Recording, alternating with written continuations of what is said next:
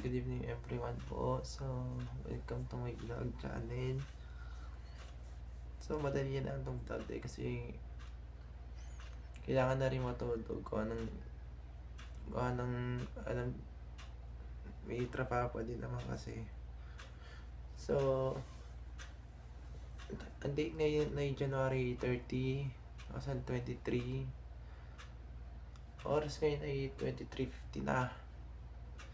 Ilang oras na kasi ang itutulog ko this time. Kasi 3 hours na lang talaga. Sa tunay, 3 hours.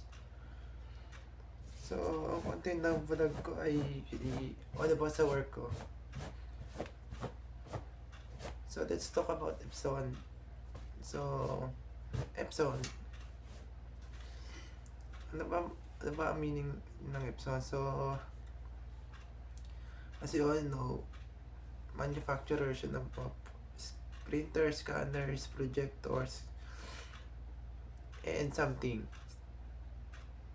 Siya ay merong ang kanyang main headquarters niya is sa Tokyo, Japan. Kasi ang Epson kasi is a Japanese company.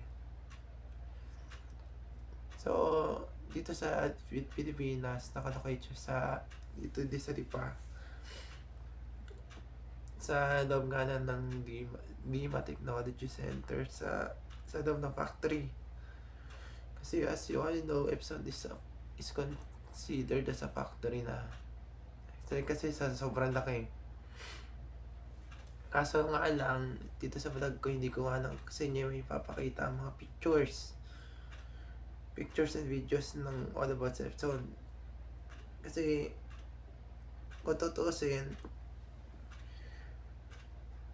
pwede ka ang mag-picture sa loob. Kaso, sa locker nga lang. Doon ka na talaga sa locker makakapag sa locker ka na nga lang makakapag picture. Pero kung susumamuhin mo sa buong company namin sa loob ng Epson, bawal sadya, kahit ikaw ay incoming pa lang, pero gusto mo mag-picture at mag-video sa loob at mag-vlog, bawal. Kasi as you all know, mahigpit ang mga Japanese. So,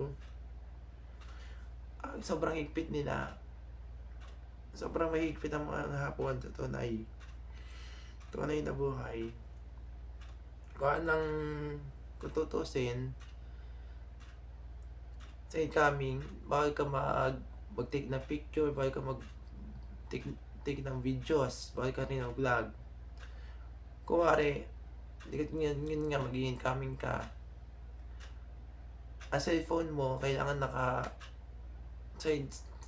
cellphone mo na magagamit mo during your incoming, pati sa locker. Pati sa break time. Yung long break na sinasabi na sa oras. So, let me share you all about sa experience ko sa Epson hanggang ngayon. Kasi, I'm currently working at Epson. So, yun, malaki, nakakahingal. Siyempre, alam niyo kung bakit nakakahingal?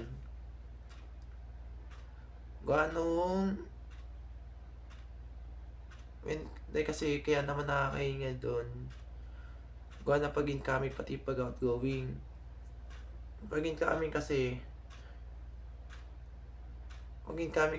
ang binababa ka doon sa shuttle bay. Shuttle bay, punta ka sa locker, punta ka sa biometrics.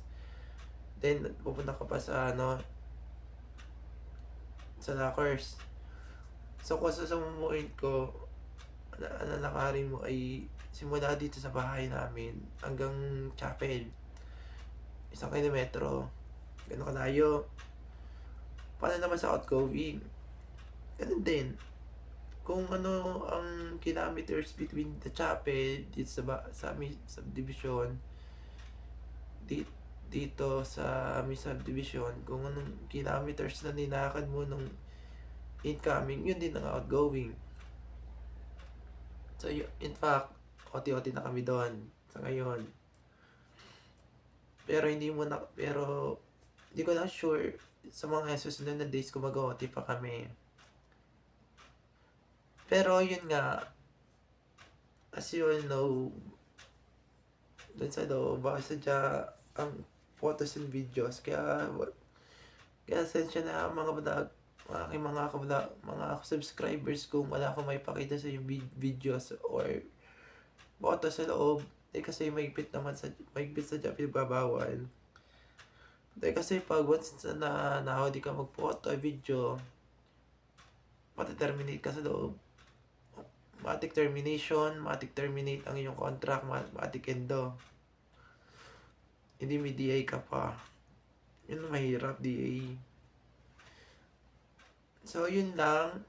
Yun ang aking observation sa aking work sa Epson. So, kung gusto nyo mag-apply sa Epson, pwede naman mag-apply kayo sa Epson. Only you need to do is punta lang kayo sa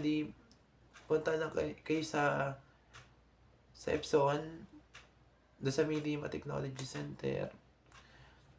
Total naman may shuttle naman doon sa loob ng may shuttle naman doon sa may Lima outlets na magdadala sa inyo sa Epson. Then pwede kayo mag-apply doon. So yun lang yung vlog ko ngayon. Kailangan ko na matulog talaga. Kasi may pasok pa bukas. Kahit sa udan na bukas. So, yun lang. Mag-ano muna tayo. Shoutout muna tayo. So, shoutout sa aking kumpanya. Lapit tatrabaho which is Epson Precision Philippines Incorporated. Current work ko, which is 7 months na ngayon. And sa mga co-workers ko sa Epson. So, yun lang, end ko na vlog. Kasi wala nang oras. 3 oras na lang kasi 3 hours. Be honest, 3 hours na lang kasi tutulog ko. So, yun lang. So, have a safe day. Good night, everyone dito sa Pilipinas. Tapos, good afternoon na rin sa mga abroad. Kasi expect ko magtatanghalian na rin sila. So, yun lang. Thank you and fun watching.